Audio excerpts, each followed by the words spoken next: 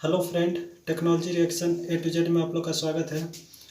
तो आज हम लोग बुद्धि के विषय में जानेंगे। ठीक है, कहीं पर भी इंटरव्यू देने जाएंगे आप तो वहाँ पे आपसे आम तौर पर पूछा जा सकता है कि बुद्धि क्या होता है बेटा। ठीक है, तो अब कुछ बुद्धि के विषय में आप जानेंगे तभी जाकर वहाँ पे आप रिप्रेजेंट कर पाएंगे। ठीक है, तो जो भी मेरे दोस्त अभी तक चैनल को सब्सक्राइब नहीं किए हैं, प्लीज़ चैनल को सब्सक्राइब कर लीजिएगा और अपने दोस्तों के साथ शेयर ज़रूर करिएगा। ठीक है, तो बुद्धि के ऊपर हम कुछ नोट्स बनाए हैं। ठीक है, कुछ टॉपिक को इम्पोर्टेंट को लिखे हैं, तो उसी के बेस पे आपको बताएंगे। ठीक है, तो देखिए, बुद्धि का प्रयोग आमतौर पे हम लोग बोलचाल के भाषा में करते हैं। ठीक है, यदि कहीं बात बिगड़ रही हो तो वहाँ पर अपने बुद्धि का प्रयोग करके वहाँ पे अपनी बात को बनाना जानते ही हैं कि किस तरह से बुद्धि का प्रयोग करेंगे कि वहाँ पे बात बन जाए। ठीक है, और उसके बाद एक वैज्ञानिक हैं जिन्होंने लिखा है कि सीखने की योग्यता ही बुद्धि है ना। यदि कोई भी कार्य को हम सीख रहे हैं तो वही योग्यता ही बुद्धि कहलाएगा। ठीक है, यानी कोई भी कार्य को हम सीखते हैं वह योग्यता ही बुद्धि का। तो दूसरा वैज्ञानिक एक कहे हैं कि बुद्धि कार्य करने की विधि है, यानी जो बुद्धि है वह कार्य जो हम करते हैं तो वह विधि के अनुसार करते हैं, तो वही कार्य करने को ही बुद्धि कहते हैं। यानी कोई भी कार्य कोई विधि के अनुसार किया जाता है तो उसी को हम लोग बुद्धि के नाम से जानते हैं। ठीक है, उसके बाद से एक और वैज्ञानिक है, उन्होंने बताए थे कि बुद्धि अमूर्त विचारों के बारे में सोचने का योग्यता है। यानी किसी भी बिना बुद्धि एक ऐसा चीज़ है जो अमूर्त होता है। ठीक है, और विचारों के द्वारा हम लोग सोचते हैं, वही उसी को बुद्धि कहते हैं। ठीक है, अपने विचारों से ही बुद्धि का प्रयोग करते हैं। उसके बाद से बुद्धि समय के अनुसार बदलती रहती है, परिस्थिति के अनुसार। यानी बुद्धि जो हमारा है वह समय के अनुसार बदलता रहता है। यदि आप कहीं पे जाएंगे तो रास्ते में यदि किसी के साथ झगड़ा होने वाला है तो वहाँ पे आप बुद्धि का प्रयोग करके उससे बातों से सिमटा सकते हैं। ठीक है, या अपने बातों से किसी को या आपके विचारों से यदि कोई सहमत नहीं है तो अपने बुद्धि का प्रयोग करके वहाँ पे अपने बातों में उनको अपने विचारों से उनको सहमत करा सकते हैं। ठीक है, यही है अपना आपका बुद्धि। ठीक है, बुद्धि वातावरण के अनुसार बदलती रहते हैं। जो हमारा बुद्धि होता है वह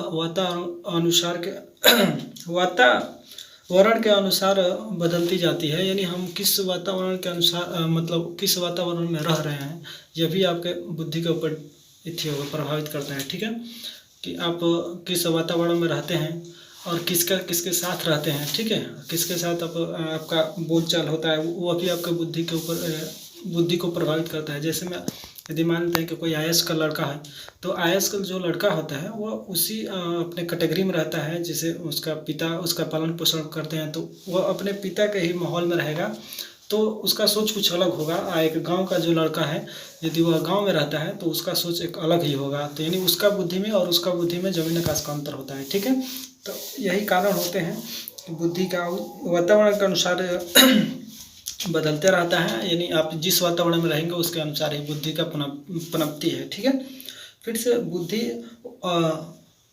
वंशानुक्रम का भी प्रभाव पड़ता है। यानी आपके पिताजी कैसे हैं और आपके पिताजी फिर आपके नाना नानी मामा मामी, ये भी सब मामा तक आएंगे। नाना नानी मामा और उसके बाद से पापा दादा, या ये किस इन लोगों का जो मानसिक स्थिति होती है उसका भी प्रभाव पड़ता है बच्चों पे। ठीक है, यानी आपका बुद्धि पर उनका भी प्रभाव पड़ता है। जैसे मैं आप लोगों ने सुने होंगे कि डॉक्टर का बेटा डॉक्टर, ठीक है, इंजीनियर का बेटा इंजीनियर, तो वह प्रभाव पड़ता है। ठीक है, उसका भी प्रभाव पड़ता है। और थॉर्नडाइक एक वैज्ञानिक है, उनके अनुसार बुद्धि तीन श्रेणी में उन्होंने बांटा है। ठीक है, तो पहला बुद्धि का उन्होंने नाम बताया है सामाजिक बुद्धि, और दूसरा बुद्धि अमूर्त बुद्धि है, और तीसरा जो बुद्धि है मूर्त बुद्धि है। यानी सामाजिक बुद्धि जो पहला है उसमें देखिए, जो सामाजिक जो बुद्धि के द्वारा हम लोग कोई भी कार्य को करते हैं उसे सामाजिक कैटेगरी में आ जाएगा। ठीक है, किसी का बोलचाल हो गया या सामाजिक कोई कार्यभाल हो गया जिसमें आप अपना बुद्धि का प्रयोग करते हैं वो सामाजिक में आ जाएगा। ठीक है, अमूर्त बुद्धि में वो आएगा जिसमें कोई डॉक्टर है, किसी की माँ का तबीयत खराब है तो वहाँ पर जाकर डॉक्टर से बताता है कि तो ऐसा ऐसा बात है, तो डॉक्टर बिना देखे ही दवा दे देता है। यानी अमूर्त बुद्धि का प्रयोग करके वह दे देता है। फिर से राइटर जो होते हैं, राइटर जो लिखते हैं तो वह भी बिना मूर्त के ही लिखते हैं। उन लोगों को जो मन में आया वह लिख देते हैं। ठीक है, वो जो मन में आता है, यानी मन में जो राइटर होते हैं उन लोग के मन में जो अमूर्त विचार जो होता है उसको लिखने का कार्य करते हैं, ठीक है। उसको थर्ड नंबर है मूर्त बुद्धि जो होता है।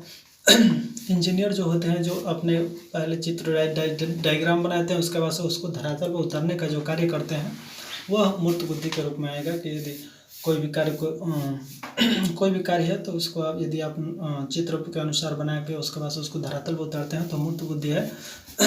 उसके बाद से जो सिंगर होते हैं, सिंगर का कार्य होता है गाना को बनाना है, मतलब गाना जो होता है उसको गाना गाते हैं तो वह भी एक मूर्त बनाते हैं कि गाना को किस तरह से गाया जाए कि ये सुसज्जित हो, देखने सुनने में अच्छा लगे। हाँ, उसके बाद से डॉक्टर भी हैं जो ऑपरेशन वगैरह वगैरह करते हैं, तो ये भी आएगा मूर्त में भी आएगा, अमूर्त में भी आएगा कि बिना देखे भी दवा हो जाता है, ठीक है।